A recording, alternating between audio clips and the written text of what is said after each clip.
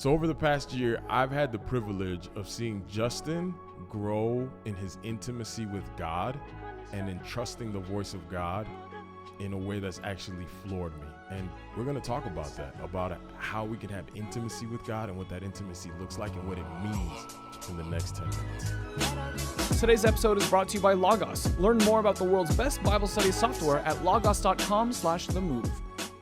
Welcome back to The Move, where we are vibing with the book 10 minutes at a time. The next 10 minutes, we're looking at John chapter 10, verses 1 to 21.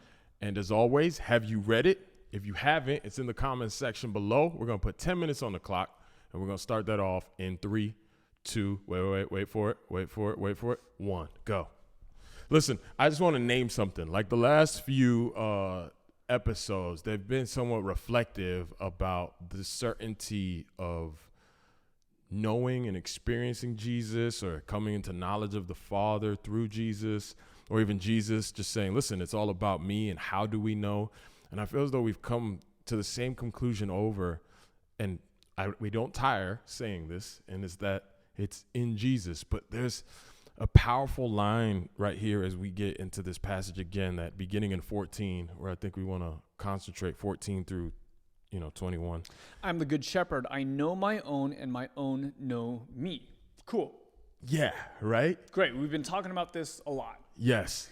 And yet the verse continues. Yes. There's no period there. It says, just as. And it's that just as that we really want to focus on today. I'm the good shepherd. I know my own, and my own know me, just as the Father knows me, and I know the Father. So there's this correlation between the quality and the intensity of our knowing of Jesus, that it parallels the way that the Father and Jesus know each other.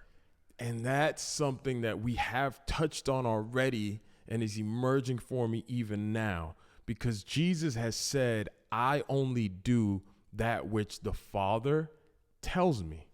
There's this clear insight that Jesus has into the heart of God, that there's this clear insight that when Jesus has a dilemma in his life and he's thinking, which way should I go? Should I stay? Should I go? Should I turn left? Should I go right? He has no doubt because he has intimacy with the Father. So John says at the beginning of this book, behold the Lamb of God who takes away the sin of the world. Question, the Lamb of who? The Lamb of God. So then, who is the good shepherd in relationship to Jesus' lamb? Oh, the Father is the good shepherd, right? God is the good shepherd. In relationship to Jesus. So the model is that there's a shepherd and there's a sheep, and that type of intimacy is perfectly modeled between Father and Son. Because that lamb is going to go where the Father tells him to go. Yes. Right? And he does it willingly. Yep. Right?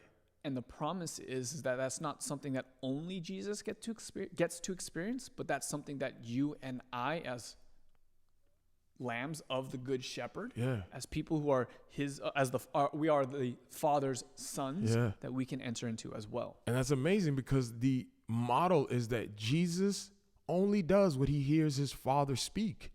Right? Whatever the Father says, that's what Jesus does. In that same way, we have the privilege of having an intimacy to live according and through the word of Jesus, right? And I love how the verse starts. I am the good shepherd. Good shepherd. So you could trust him. Why? Because he comes to give life and give life abundantly. He comes to give it his own life away for you. So in following the good shepherd, you actually don't lack anything. You don't lose out on anything. Yeah, and so there's that right there. You don't lose out on anything. It draws me to the Pharisees. It draws me to the religious leaders of Israel, who feel as though they're losing out on something precisely because they're subjugated by Rome.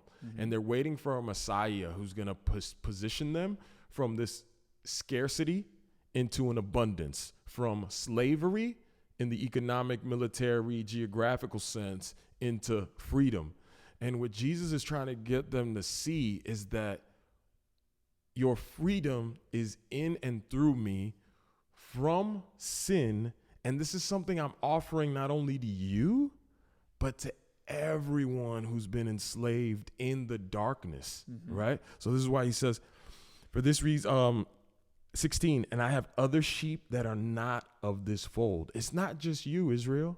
I have other sheep who are not of this fold, and I must bring them also, and they will listen to my voice. So there will be one flock, one shepherd, right? Again, how did we used to relate to the way that we thought God was bringing people into a flock? It was always by certainty and by this, right? Mm-hmm. And now we're seeing it's just the goodness of God and getting to know his voice, right? Like I know Justin is hosting another show on his channel, Mingle, right? And Justin, I think you said it admittedly, you probably wouldn't have been able to do that show 3 years ago. Right.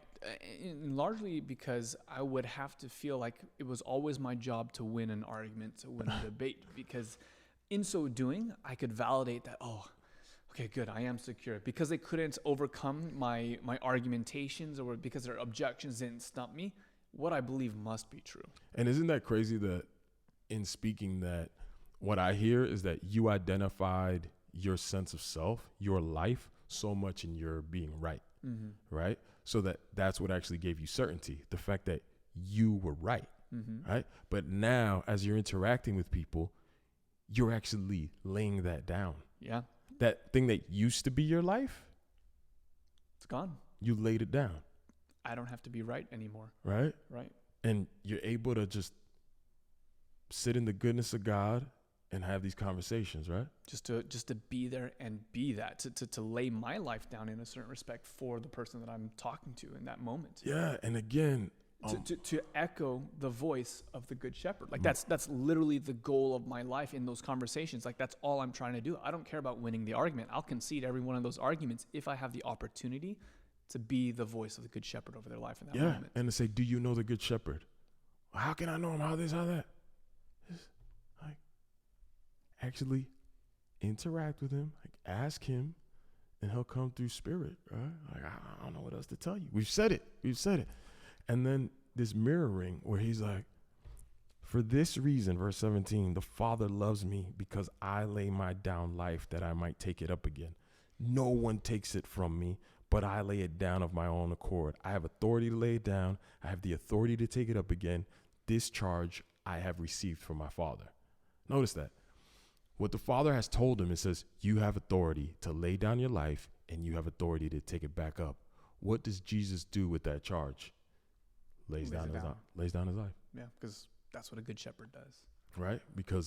And so the Father loves him because in this charge, Jesus responds with the heart of the Father, which is to lay it down. Right? And we're called to that. And we have the privilege of living that.